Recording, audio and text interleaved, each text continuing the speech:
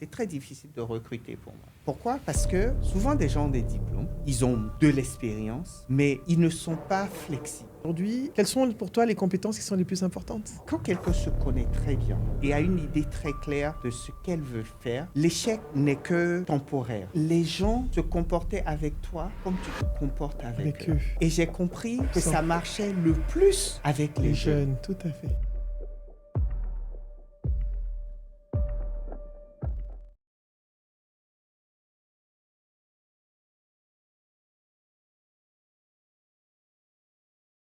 Comment vas-tu? Ça va bien et toi? Très contente de te voir, écoute, et de t'avoir ici à PodLab. Parce que je sais que Benny est un de tes mentees, je peux dire. Oui, ça c'est vrai. C'est un de tes mentees. Et aujourd'hui, pour toi, comment tu le ressens? Parce qu'avoir travaillé avec toi, c'est aussi une expérience de vie qui permet à tous tes collaborateurs d'apprendre et d'acquérir des compétences. Là, moi, je le côtoie beaucoup et je vois beaucoup de choses en lui, professionnellement, de la rigueur, de l'éthique, beaucoup de choses. Et je voudrais savoir comment tu le ressens, comment tu le vis. En fait, moi, quand je regarde Benny aujourd'hui, ça me fait un peu rire. Je vais peut-être parler d'une anecdote. La dernière fois que j'ai parlé avec Benny, il me disait « Ah oui, mais Sénam, tu sais, tu disais quelque chose qui était très intéressant et je m'en rends compte. » Je dis « Mais quoi ?» Il me dit « Mais est-ce que tu sais que quand tu voulais pas que je travaille comme prestataire, c'est-à-dire comme consultant, et je te disais, non, mais je peux être freelance, travailler et puis faire chose. Je dis, non. Il me dit, mais non, là, je comprends. Et ça, c'est quelque chose de... je veux dire, c'est l'une de ces anecdotes-là. Mais c'est aussi parce que quand j'ai rencontré Benny pour la première fois, en fait, je ne voulais même pas le recruter. J'ai recruté Benny parce que je voulais Naël, qui était son ami. Le scoop du moment. Non, parce qu'effectivement, quand Naël est venu, les deux avaient fait leur interview le même jour. Quand Naël est venu, il était prêt. Genre, j'ai dit, ce gars-là, Il me le faut. Je le veux tout de suite. En fait, ce n'étaient pas des gens qui avaient fait quoi que ce soit. Hein. Mais il te les fallait. Ils avaient fait des choses, mais j'étais impressionné par leur capacité d'apprendre, leur capacité de rêver hors de leur environnement. Je me suis retrouvé beaucoup comme eux. Quand je prends par exemple Naël, comme Ulrich d'ailleurs, quand j'avais rencontré Ulrich, ce qui était assez intéressant pour moi, c'est des gens qui n'avaient pas quitté le Bénin, mais qui parlaient anglais comme quelqu'un qui venait de Iowa. Et ça demande une discipline et une volonté de vraiment faire les choses. Et donc, voilà, j'ai vu Naël, j'ai dit non, ce gars-là, il me le faut. Donc, 1 semaine passe, 2 semaines passent, j'ai rien dit par rapport à Benny. Et je vois Naël, bon, il y a Ulrich qui m'a dit, ah, mais tu sais, les deux là, ils sont amis. Hein. Je dis justement, c'est pour ça que je ne veux pas l'autre. Parce que sinon, ils vont venir me tourner en rond ici. Mais après, je l'ai appelé et j'ai fait une discussion avec lui. Et il m'a dit certaines choses qui ont fait que je me suis dit, ah, j'ai fait un mauvais diagnostic. Parce qu'il m'a raconté comment il est allé en France sans rien, connaissant personne. Il a acheté un billet avec son ami. Ils ont essayé d'avoir le visa. Ils ont eu le visa. Ils sont allés en France. Je dis, OK, that's pretty good.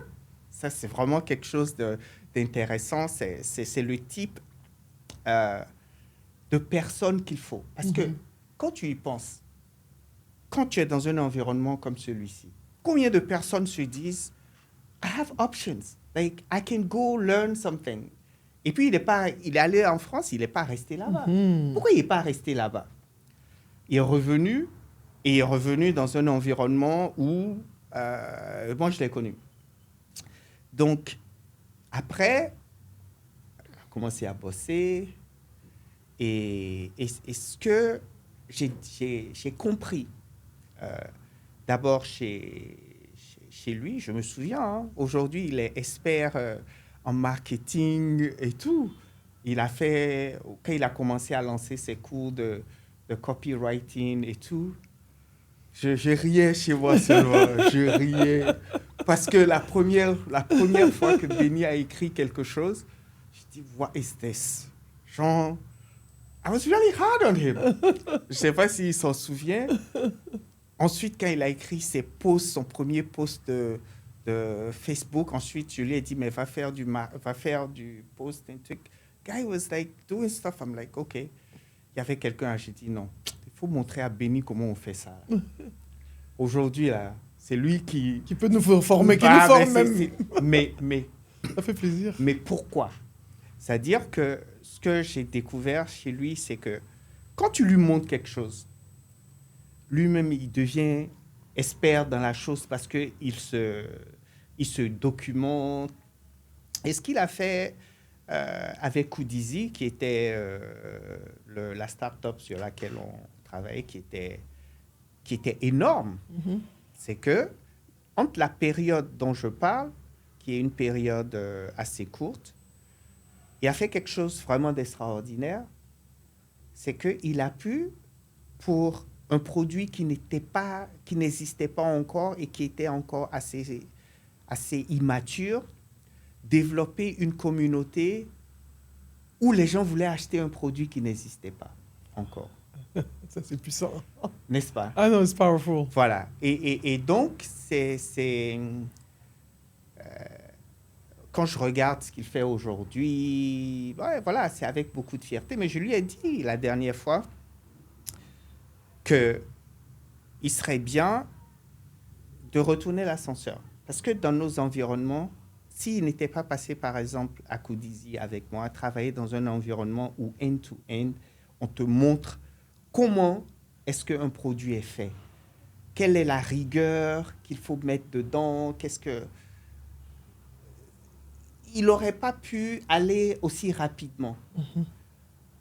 Donc, ce qui manque aussi souvent dans nos environnements, c'est la capacité, même si tu as du talent, d'être dans un environnement où tu peux déployer ce talent-là, travailler sur un produit réel, avoir des mentors, avoir des clients, etc. Voilà. Donc, c'est un peu ça. Aujourd'hui, je vois qu'il est un pigeon voyageur. Il fait beaucoup de choses et c'est très intéressant. Ouais. Moi, je voulais aussi discuter de quelque chose avec toi, te poser une question, parce que je vois que you empower young people. Tu prends la compétence là où elle est. Tu ne mets pas de limites. Et on est dans des sociétés où les gens sont toujours en train de chercher certains profils. Et je remarque que tu es assez atypique dans ta façon de profiler, de choisir tes profils pour avoir 10x dans tes résultats. C'est quoi le secret sauce? Alors, moi, ce que je fais, j'apprends toujours.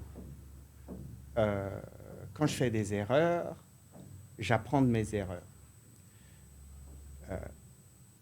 Je suis parti aux États-Unis en 90. Il y a beaucoup de gens qui n'étaient pas encore nés. Nous deux, on était nés. Voilà. Toi, tu avais 50, tu n'étais pas Voilà. Non, je n'étais pas né. Et pour moi, j'allais juste faire 2 diplômes, BA, master et revenir. Je suis revenu ici en 96. Ensuite, je revenais. Tout ce que je faisais échouait. Et je ne comprenais pas pourquoi. Mais quand je suis revenu en 2007 pour créer Etrilabs, j'ai finalement compris pourquoi est-ce que j'échouais en Afrique. Et c'était tout simple. J'échouais en Afrique parce que, je venais avec des idées préconçues. Je me disais que mon rôle était de changer les gens. Parce que je partais sur le principe que les gens, ils pouvais rien faire, tu peux rien leur confier, ils sont trucs, etc. Parce que c'est facile de penser comme ça quand tu viens dans un système où tout le monde marche Les roulettes. sur la tête. Oui, c'est vrai. Tout Tu sur la vois. tête, ouais. Donc, tu fais des généralisations. Mais quand je suis revenu, j'ai rencontré des gens comme Ulrich, quand j'ai créé Etrilabs. Je me suis rendu compte qu'en fait, les gens se comportaient avec toi comme tu te comportes avec eux. Tout à fait. Et j'ai compris Ah, c'est que puissant. ça marchait le plus avec les jeunes. Tout à fait. Et donc, je me suis dit, OK, pourquoi ne pas travailler avec des gens qui ne sont pas encore formatés? Parce que le formatage est réel. Quel que soit, quand tu as été formaté d'une certaine façon, le temps qu'il faut pour te déformater, c'est too much. Par contre, lorsque tu identifies des jeunes qui sont talentueux, qui veulent, et que tu les respectes, Tout à fait. tu les respectes, tu leur donnes des opportunités. Aujourd'hui, par exemple, quand il y avait les partenaires qui étaient là, tous les gens du Flash, ils disaient, oui, nous, ce qui nous plaît ici, c'est qu'on nous responsabilise, on nous laisse en paix. Quand on a besoin on pose des questions, on nous guide, mais après, voilà, c'est tout. Donc, c'est un principe qui a tellement marché que je me demande pourquoi ne pas continuer. C'est très difficile aujourd'hui, et je t'en ai souvent parlé, c'est très difficile de recruter pour moi. Pourquoi? Parce que souvent des gens ont des diplômes, ils ont de l'expérience, mais ils ne sont pas flexibles. Et ils ont aussi ce que j'appelle le syndrome de la personne qui sait. Le sait tout, connaît tout. Voilà.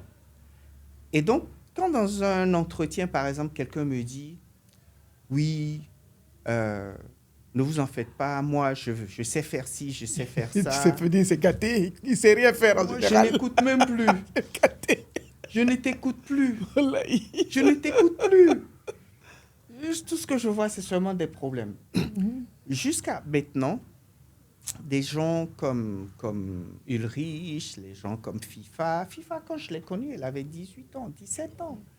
Elle n'avait rien fait encore. Mais aujourd'hui, c'est avec fierté que je vois ce genre de choses. Et donc, pour moi, c'est un win-win. D'abord, tu travailles avec une génération qui a beaucoup à t'apprendre. Qui a beaucoup à t'apprendre. Moi, par exemple, si je ne travaille pas avec les jeunes tout le temps, les histoires de... Tu vois, là, par exemple, j'ai sorti Notebook LM. Il y en avait beaucoup qui ne savaient pas. Mais moi, justement, je me dis, OK, si je dois keep up avec eux, il faut que moi-même... Toi-même, tu te mettes... voilà. Non, il ne faut pas qu'on dorme. Ah, voilà, tu vois. Donc, c'est ça.